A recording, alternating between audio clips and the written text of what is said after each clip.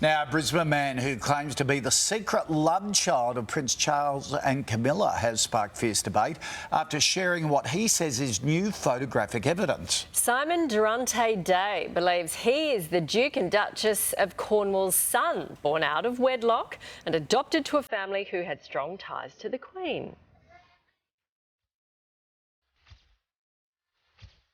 Charles and Camilla's love story is long and complicated. Before the Prince married Diana in 1981, he was allegedly still in love with one of his former girlfriends, Camilla Parker Bowles. Their love story has been well documented over the years, with Diana famously addressing the rumour in this BBC interview. Well, there were three of us in this marriage, so it was a bit crowded. In 1993, an intimate conversation between Camilla and Charles was leaked, confirming the couple's illicit relationship. It ultimately led to the end of Charles' marriage to Diana and Camilla's marriage to her husband, Andrew Parker Bowles. At the time, Charles refused to give in to the speculation. She has been a friend for a very long time, and along with a lot of other friends, and will continue to be a friend for a very long time. But in 2005, the pair finally tied the knot, celebrating their 15th wedding anniversary last April.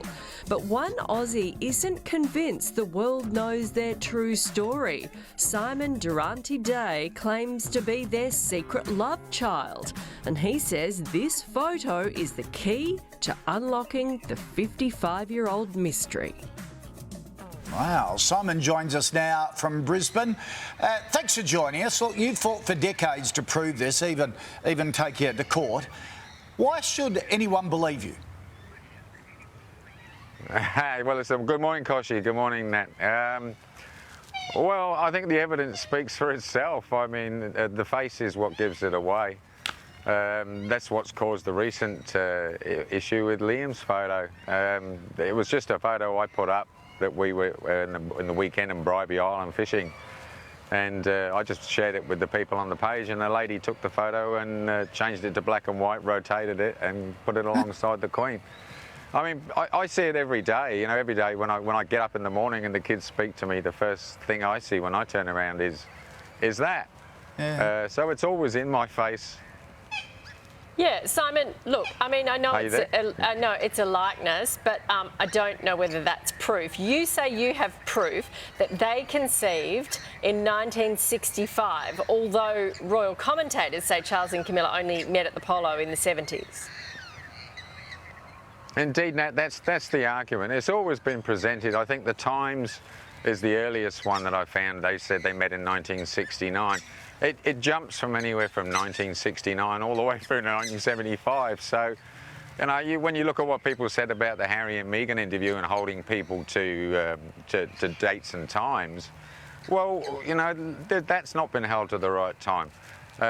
One of the first things I did once my grandmother told me back in 1998 when I got back to Australia, one of the first things we did was get all the biographies that we could at the time and look this thing up and look at the times to see where Charles and Camilla were, who otherwise could be involved.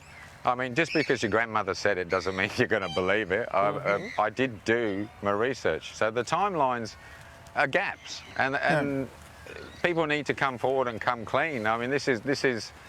People seem to think I'm getting a big name and money out of this. I'm not getting anything out of this. This is costing me to do this. We're forced to do this because we're tired of moving around Australia hiding this secret that's not our secret. Yeah. You know, that's one of the problems that we've had. And we know from watching The Crown that they do have these secrets. Like they hid those relatives in the mental institution, which all sort of shocked us. So they're pretty good at covering up these sorts of secrets, aren't they?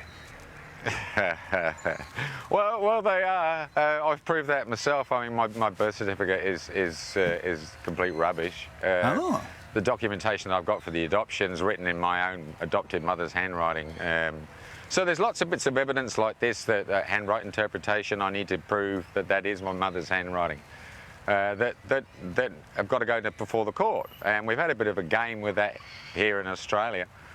There's influence behind the scenes all the time, and it's just unfair that I constantly have to fight this. So are you going back to court? They know the truth.